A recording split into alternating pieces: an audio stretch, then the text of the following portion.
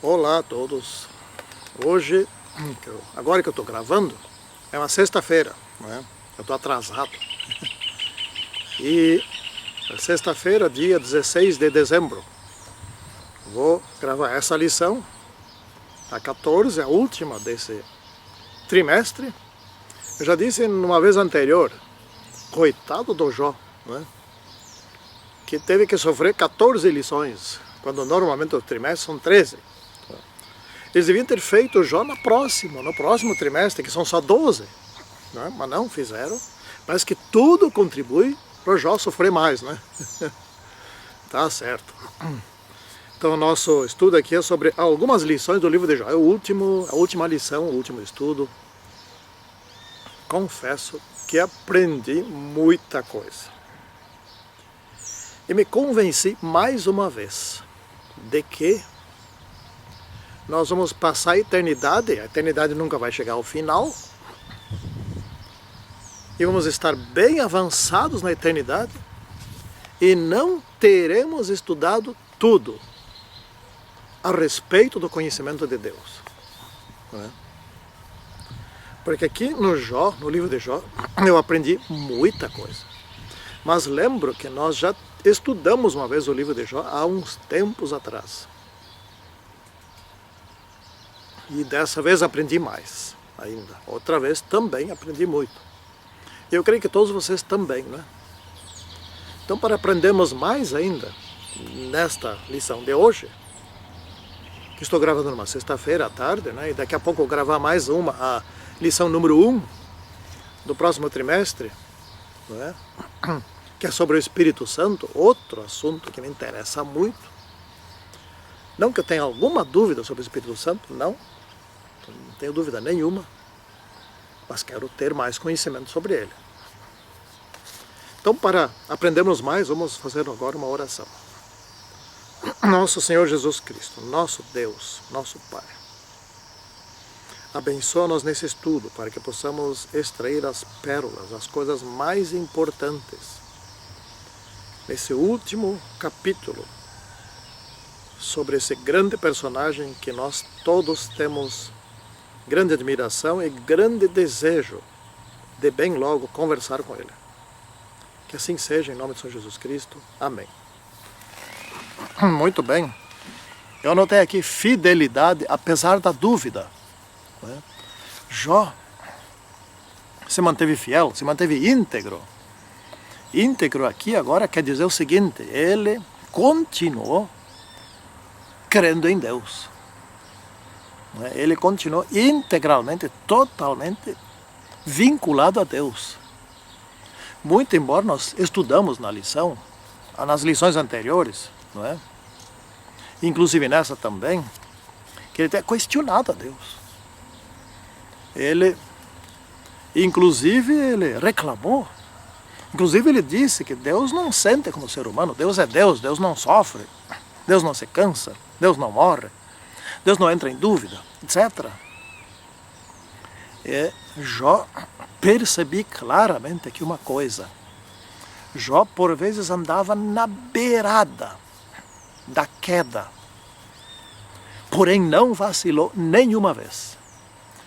Se tivesse vacilado, se tivesse caído, ou vamos dizer vacilado, tivesse por um momento, mas será que Deus é Deus mesmo? Será que Deus é justo? Acho que Deus não é justo.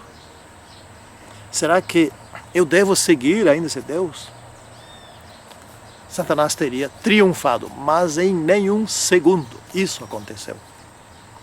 Não é? Então nós temos aqui que nos manter perseverantes, porque o final de Jó foi maravilhoso. Só lamento uma coisa, que ele teve que ter outros 10 filhos. Não é? Mas ele tinha saudades dos primeiros 10, certamente. Teve outros 10. Mas até nisso há uma vantagem.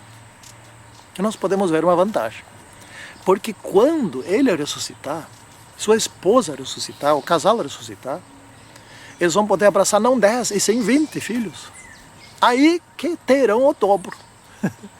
Tem certas coisas que se cumprem, coisas boas, que se cumprem só quando Jesus volta. Temos que esperar um pouco.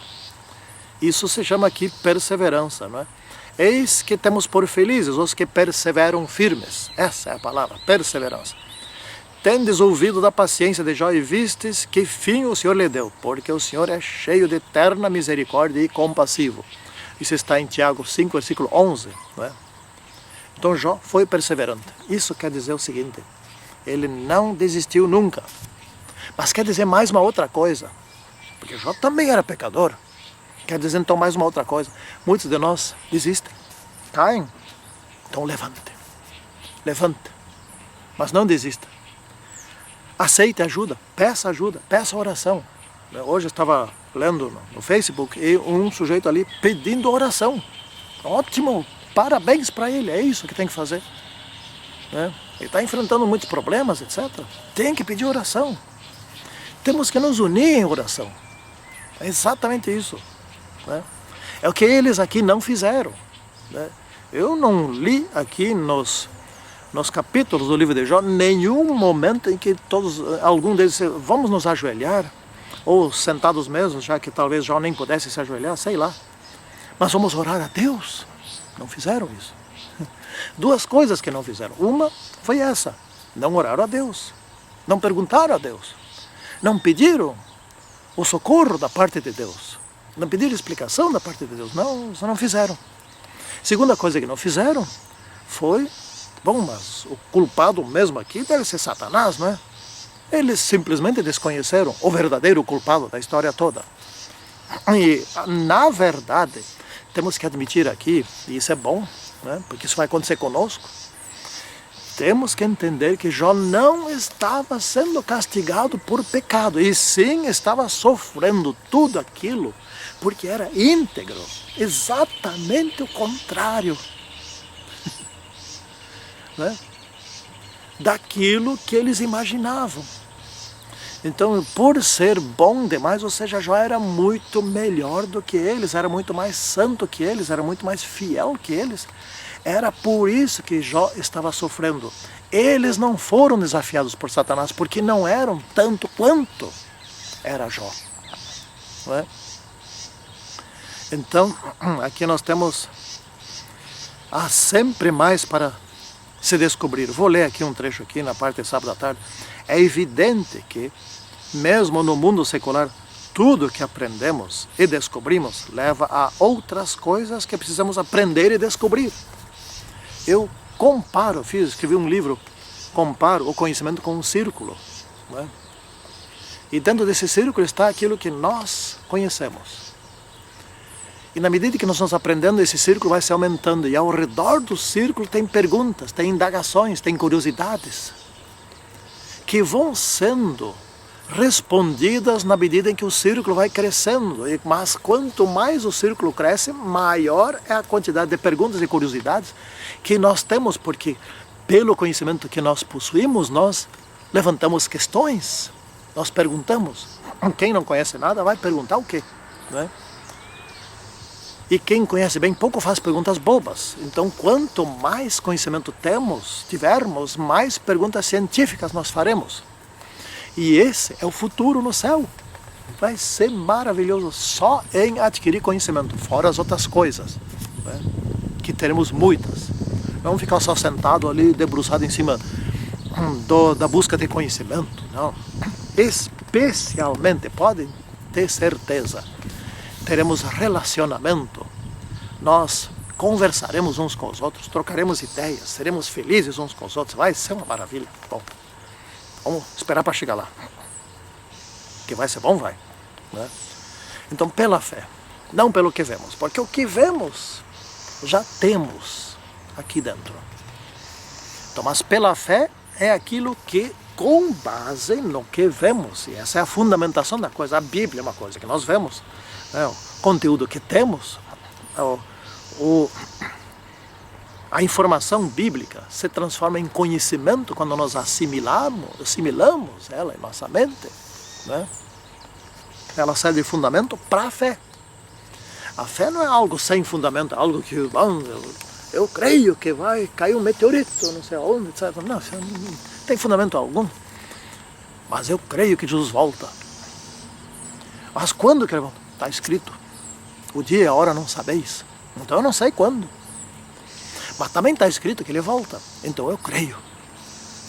Porque a Bíblia já se mostrou fiel em todas as profecias. Além de tudo isso, ela é a palavra de Deus. Portanto, é confiável. Né? Então é como o rádio. Aqui está na lição, na parte do domingo, aparecem as ondas de rádio que você não vê. Mas eu vou ilustrar de uma forma um pouco diferente. Eu lembro quando eu tinha uns 5 anos, ou 6 por aí, o meu pai comprou um rádio. A gente não era rico, a gente era pobre. Né? E um dia desses, sobrou um dinheirinho lá, ele comprou um rádio. Aquilo era uma coisa muito esquisita. Ele colocou a tomada na parede, na parede não, na tomada. Colocou a flecha na tomada, né? E ligou ali e começou a falar. Era uma caixa desse tamanho assim, né? De madeira. E ele começou a falar. E eu fiquei olhando na minha inocência, ignorância. Comecei a olhar de um lado e do outro, mas tinha alguém lá, tem que ter alguém lá dentro. Mas como é que cabe alguém dentro de uma caixa tão pequena? Olha o quanto eu já fui. Deixa. E ficava olhando ali, dali a pouco. Sabe o que aconteceu? Um monte de gente começou a cantar dentro do rádio. Se não cabe um dentro daquela caixa, como é que agora tem tantos? Né? Pararam de cantar, começou um outro a falar, mas agora tem mais outro.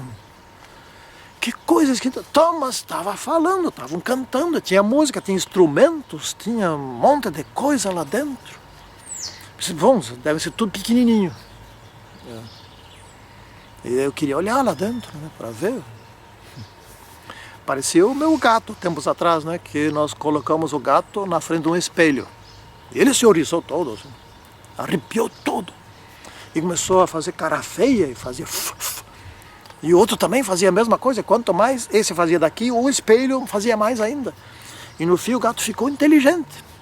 Foi pro canto e começou a olhar por trás do espelho para ver. Ele olhou por trás. O gato não é tão burro assim, parece eu lá naquele rádio, né? Tentando descobrir onde é que eles estavam. Né? Bom, finalmente me convenci de que toda aquele som, aquela coisa, aquela voz lá, etc e tal, eles falaram isso, vem pelo fio do rádio. E não era pelo fio, vem pelo ar, tinha uma antena. Né? Uma antena, e vem pelo ar. Né? Você não vê as ondas eletromagnéticas. Hoje você não vê a internet voando para lá e para cá. Você manda documentos, né? Você manda textos, você manda fotos, você manda vídeos, manda áudio. É instantâneo, você manda daqui agora. Isso em questão de segundos, está no Japão, coisa assim, né? Muito rápido. Bom, você não vê, mas você crê que isso existe, porque está aqui o efeito disso. Pois o efeito do Espírito Santo pode estar em mim. Pode não, tem que estar em mim, ele tem que me transformar. Eu tenho que sentir a transformação, né? Isso é o Espírito Santo. E tem certas coisas que existem e que a gente não vê, mas que a gente acredita. Quer acreditar numa outra coisa? Bom, esse exemplo não é muito feliz, mas enfim, eu vou dar esse exemplo. Alguém uma vez usou ele, eu vou usar também. O piloto do avião. Você entra no avião, não é muito feliz porque caiu o avião da Lamia, não faz muito, né? Morreram 71 pessoas. Mas você entra no avião, lá tem o piloto, você nem vê o piloto, às vezes está lá cumprimentando, às vezes você nem vê, não olha a carteira, a habilitação dele, nem nada, nem sabe quanto treinamento ele teve, nem se está doente ou não, etc. Senta no avião e o homem vai lá, está na frente, lá, ele e o copiloto estão lá dentro e faz aquilo levantar, etc. E voa, e você está tranquilo. Nem todos estão muito tranquilos, né? Eu sei, mas eu fico tranquilo. Aliás, eu fico mais tranquilo quando tem... o avião se mexe muito, né? Tem turbulência. Eu gosto.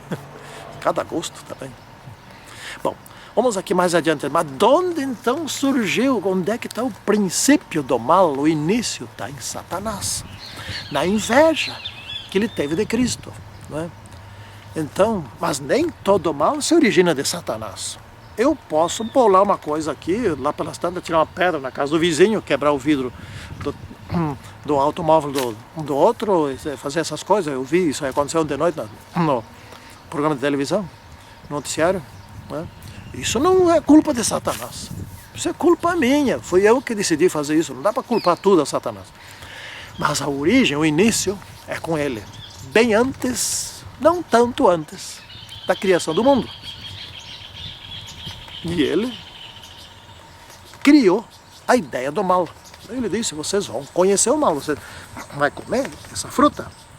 Muitos dizem que é a maçã, não se sabe, não se faz ideia de que tipo de fruta era. Vai comer essa fruta, você vai conhecer agora também o mal. Não é? Você só conhece o bem. Então, digo aqui para vocês, grande vantagem que foi conhecer o mal. Hoje nós estamos aqui sofrendo. Né? Os meus pais, ele com 90, ela com 91 anos, mal conseguem caminhar. Isso é conhecer o mal. Aí envelhecemos, adoecemos, nos roubam, há corrupção. Aí chega, tanta coisa. Né? Eu chegar no céu, tenho certeza que Eva e Adão estarão salvos. Vou chamar Eva para um canto ali, aqui ninguém está ouvindo. Mas o que tu tinha que comer aquela fruta lá? Hein? Mas me diz, o que tu tinha que comer? E Eva, eu sei que ela é muito inteligente. Eu já imagino que ela vai responder, porque a minha esposa é inteligente e quando eu quero pegar ela, às vezes ela me pega. Né? E sabe o que ela vai dizer? Tu está reclamando, é?